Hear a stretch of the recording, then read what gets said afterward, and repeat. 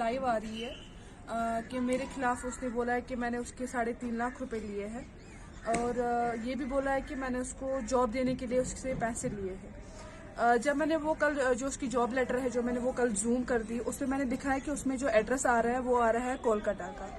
और ये बात है, अगर उसकी हिसाब से मैं उसको जॉब दूंगी, उसके भाई को मैं जॉब दूंगी, जो कि मैं खुद अनएम्प्लॉयमेंट हूँ अभी, जो कि मैं खुद की जॉब के लिए भी यहाँ पे लड़ रही हूँ, उसके भाई को मैं जॉब दूंगी। अगर मैं उसको जॉब देनी होती मैं JNK में दे देती, ना कि कोलकाता में। और उसने ये किया है मेंशन कि कोलकाता में मिला है।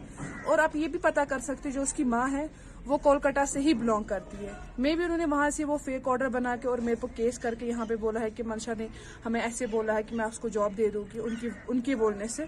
और दूसरी बात, वो मेरे पास आती थी सीखने के लिए, मैं उसको फ्री में सिखाती थी। यही नहीं कि वही एक लड़की है, मेरे पास ऐसे बहुत सारे स्टूडेंट हैं जिनको मैंने फ्री में सिखाया है। जो कि मैं राजबाग में भी कोचिंग करवाती थी, पोलोवे में भी कोचिंग करवाती थी, और मैंने उन बच्चों को फ्री में ही सिखाया है।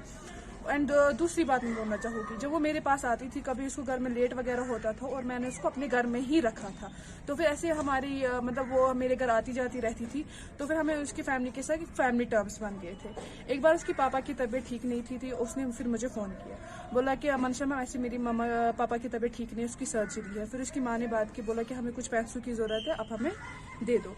उसके बाद मैं काजीगुंड गई। मैं उसके घर नहीं गई हूँ, बट मैं काजीगुंड गई। मैंने उसको 86,000 रुपीज़ दिए हैं और 86,000 देकर फिर मैं वापस आ गई। फिर मैंने बहुत टाइम तक उसको नहीं मांगे। मैंने बोला अभी भी उसके पापा की तबीयत ठीक नहीं है, तो अगर उसके पास हो गया वो खुद ही देगी। उसके बाद थोड़ा सा मुझे भी इशू हो गया, मुझे बाहर जाना था। फिर मैंने उसकी मामा से बात की, तो मैंने उसको बोला आंटी मुझे ऐसे थोड़े से पैसों की ज़रूरत है, क्या आप मुझे हेल्प कर सकते हो? तो उसने बोला बेटा कोई बात नहीं, आप मेरी बड़ी बेटी जैसी हो, जैसे गजाला मेरी बेटी है, आप भी मेरी बेटी जैसी हो, मैं आपको हेल्प करूँगी। उसके बाद उन्होंने मेरे अकाउंट में पैसे डाले, जबकि उन्होंने ये भी बोला था कि हम आपको कैश देंगे। मैंने बोला नहीं, कैश नहीं, आप मेरे अकाउंट में ही डालो। अगर मैं गलत होती मैं उसका कैश ले लेती, उसका सबूत भी नहीं रहता, बट मैंने ऐसा नहीं बोला। मैंने उनको यही बोला है कि आप मेरे अकाउंट में डालो। और उन्होंने कल वो बोल रहे कि 3 लाख रुपए। ये हमारा एग्रीमेंट पहला बना था, आप ये देख सकते हैं। ये हमारा एग्रीमेंट बना है जिसपे गजाला का साइन भी है, उसकी मम्मा का अंगूठा भी है, मेरा साइन भी है। ये हमारा ये हुआ था, इसमें 2,60,000 रह गए थे। एंड दूसरी बात, ये हमारा दूसरा उसका रिसेप्ट है जिसमें वो एक्सेप्ट करती है कि हाँ मैंने आधे पैसे इनसे लिए। ये गजाला का साइन है, आप देख सकते हैं। ये गजाला का साइन है, उसकी मम्मा का अंगूठा है जिसपे ये प्रिटेंड कर रही है हाँ मैंने इतने पैसे उससे लिए हैं। उसके बाद जब मैंने उसको पैसे दिए हैं, उसके बाद वो मुझे कोर्ट से लीगल नोट्स निकाल रही है। आप लीगल नोट्स भी देख सकते हैं जिसमें ये दिखा रहा है कि दैट एग्रीमेंट, जो पहला हमारा एग्रीमेंट बना था उस पर लिखा था 2,60,000। एंड आफ्टर दैट जो एडवोकेट है वो यहाँ पे सर्च कर रहा है कि लेबल नॉट रिटर्न ओनली 80,000, कि खाली यहाँ पे ये बोल रहा है कि उसके पास मेरे 80,000 है। उसके बाद भी मैंने उसको ट्रांजेक्शन की है और वकील ये भी लिख रहा है कि 6 लाख रुपए है। अब मुझे ये समझ नहीं आ रहा, वो कभी बोल रही है 350, कभी बोल रही है 310 और कभी बोल रही है, उसका वकील बोल रहा है 6।